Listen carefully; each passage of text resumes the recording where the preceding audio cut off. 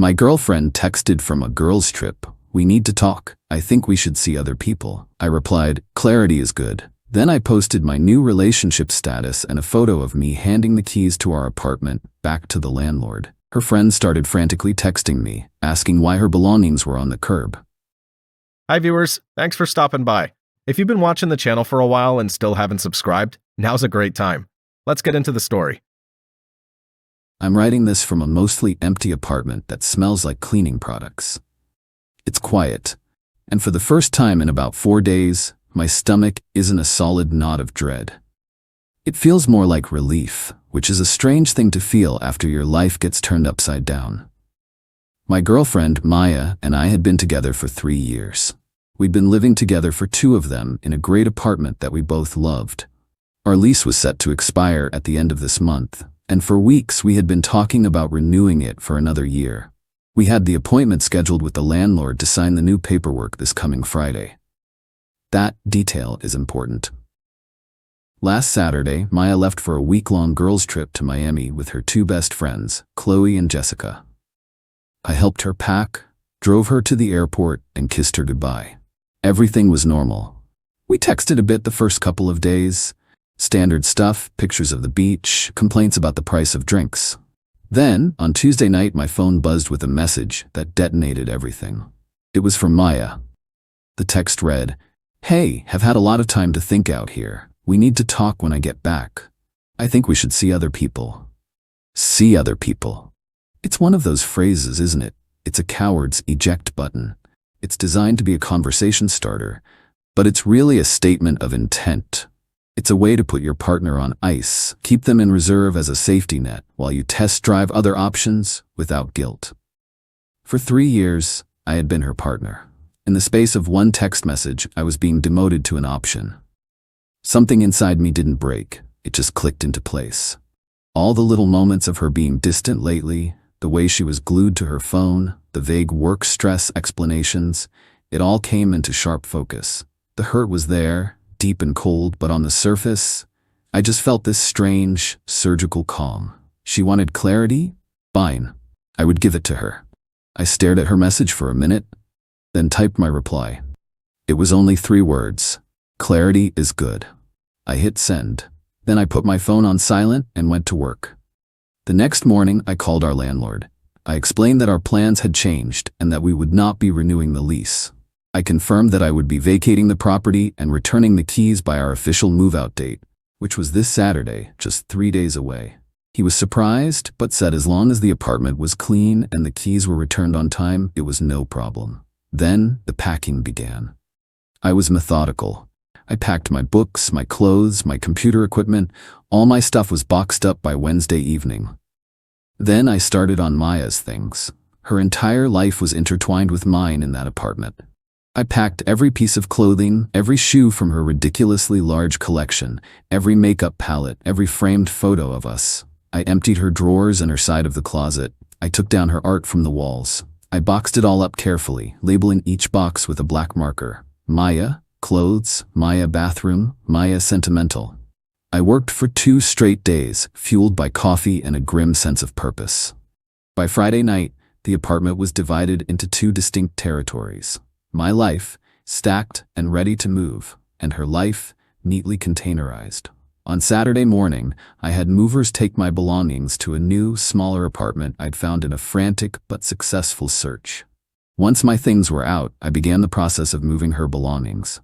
I hauled every single box, every bag, every piece of her furniture that wasn't built in, out of the apartment and placed it neatly on the patch of grass next to the curb.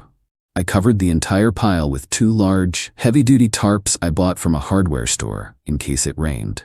The apartment was now completely empty. I spent the next 4 hours cleaning it from top to bottom.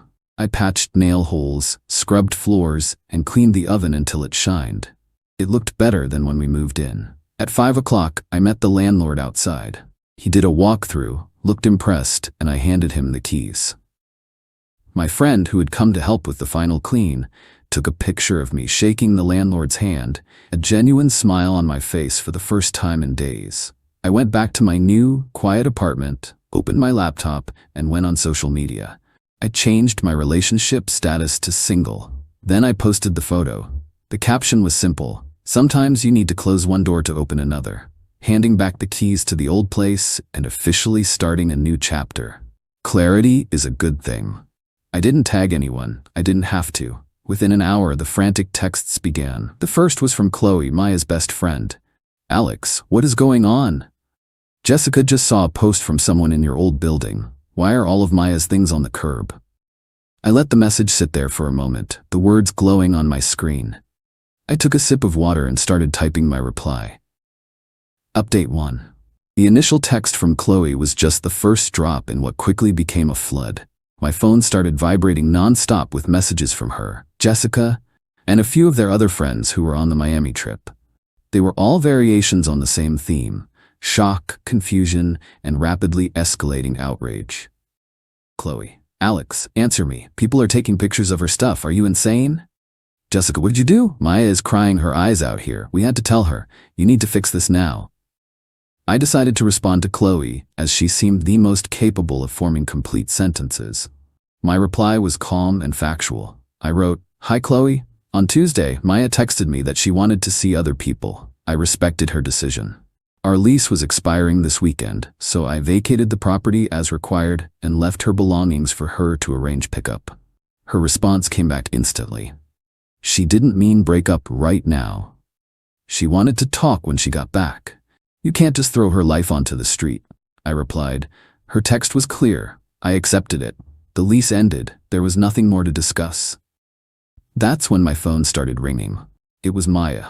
I let it go to voicemail. A message popped up immediately, a frantic, tearful rant. She was sobbing, barely coherent, yelling about how I had misunderstood, how I was cruel, how I had betrayed her. Then another call, and another. I blocked her number. Of course, she immediately started calling from Chloe's phone. I answered, putting it on speaker. Alex, how could you? She screamed, her voice hoarse. My things, my furniture, it's all on the sidewalk. I kept my voice even. Hello, Maya. Yes, the lease was up today. You ended our relationship, so I moved out. I didn't end it. I said we should talk, she shrieked. I was supposed to come home. Where am I supposed to go? What am I supposed to do? The entitlement was breathtaking. She genuinely expected me to just sit in our shared apartment for a week, waiting patiently for her to come home from her trip and decide my fate. She thought she could put me on hold. That sounds like a problem you should have considered before you sent that text, Maya, I said.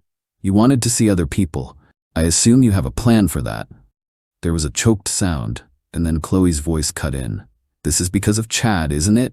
You're punishing her because of Chad. Silence.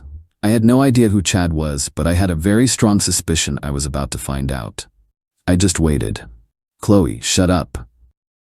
Maya hissed in the background. Too late. The pieces clicked. There was a guy. Of course there was a guy. Her time to think was a test run with someone new she'd met in Miami. She sent me that text to clear her conscience, to give herself permission to cheat without technically cheating.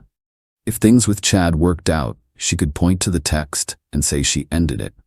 If they didn't, she could come home and say it was all a big misunderstanding and I was her one true love. She wanted to have her cake and eat it too, and I had just thrown the cake, the plate, and the entire table into a wood chipper. I don't know who Chad is, I said into the phone, my voice like ice, but it sounds like you do. Maybe Chad has a place for you and your things to stay. I hung up and blocked Chloe's number too. The story was now clear. She hadn't gone on a girls' trip, she'd gone on an audition. Later that evening, I got an email from the landlord. He wrote, Alex, just a heads up, I received a very distraught call from Maya. I informed her that you vacated the property legally at the end of your lease term and that she has no further tenancy rights. She was very upset, just wanted to keep you in the loop. Hope you're doing okay. My actions were logical, legal, and final. She had made her choice, and I had simply facilitated the consequences with maximum efficiency. She wanted to see other people? Fine. She was now free to do so, completely unburdened by a relationship or an apartment. Update 2. The week after Maya's disastrous return from Miami was a masterclass in escalating blame and attempted manipulation. It seemed her vacation romance with Chad evaporated the moment he realized she came with a mountain of curbside baggage and a raging drama vortex. He was a fun time, not a moving service. Suddenly she was back in town, with no boyfriend, no apartment, and a pile of belongings slowly being picked over by curious neighbors. Her friends, I assume, helped her move everything into an emergency storage unit, a task I'm sure they enjoyed immensely. After a few days of silence, which I savored, the next wave of attack began, this time from her family. Her mother called me. I made the mistake of answering. She started with a sweet, disappointed tone. "Alex, honey, I am so surprised at you. Maya is just devastated. There must be some misunderstanding." I gave her the short, factual version. "Hello, Mrs. Gable. Maya texted me that she wanted to end our relationship and see other people. Our lease was up. I moved out." Her tone hardened instantly. "That is no excuse to throw her out like garbage. You were supposed to sign a new lease together. You did this deliberately to hurt her." "She ended the relationship," I repeated calmly. "My name was on the lease. I was not going to be legally and financially responsible for an apartment for a woman who was actively seeing other people. Her things were left for her to collect before the lease expired." "She needs money, Alex," her mom said, shifting tactics. "She had to pay for movers and a storage unit. Her things were out in the open air. Some of her designer bags could be ruined. You owe her for that."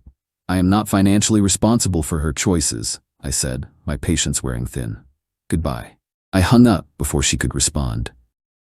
Next came the social media campaign. Maya posted a long, rambling story.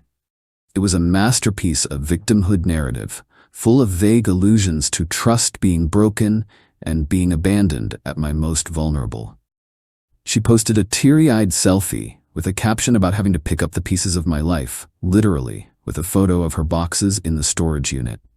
She didn't name me, but she didn't have to. The comment section filled with her followers offering sympathy and condemning the anonymous monster who did this to her. A few mutual friends messaged me, asking for my side. I didn't engage in a public battle. I just sent them a screenshot of her original text message to me. For most people with common sense, that was enough. The narrative of me being a heartless monster started to crumble when people realized I was simply reacting to her own words. The best part, however, was the text I received from Jessica, the other friend on the trip. It seemed she had a conscience.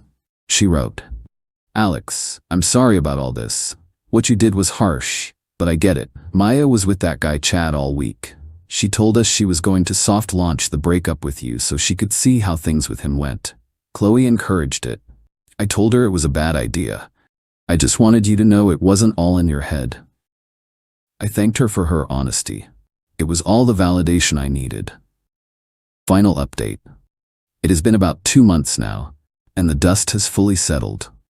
The smear campaign against me fizzled out when the full story started to leak, mostly thanks to Jessica and a few other people who saw the situation for what it was. It turns out that a story built on entitlement doesn't hold up well against one built on simple, verifiable facts. Maya's life, from what I've heard through the grapevine, is a mess. She is currently living on her friend Chloe's couch. The friendship is apparently under serious strain, as Maya is not an easy houseguest and contributes nothing to bills, all while complaining constantly about how unfair her life is. She tried to make another run at Chad, but he wanted nothing to do with her drama. She even tried one last desperate move about a month ago, sending me a long, rambling email.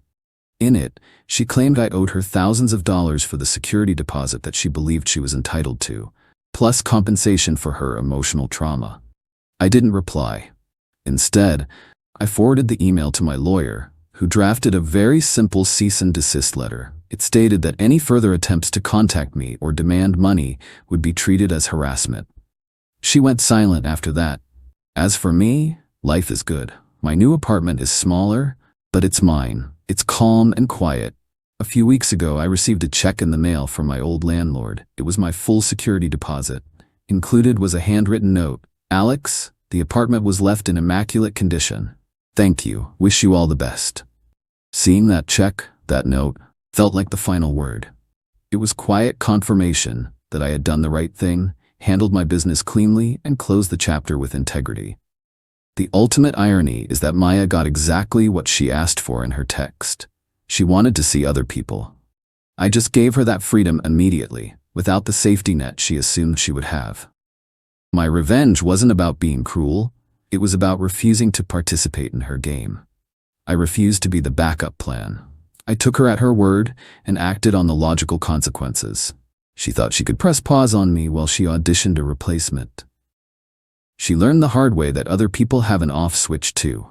She wanted clarity, and in the end, she got more of it than she ever bargained for.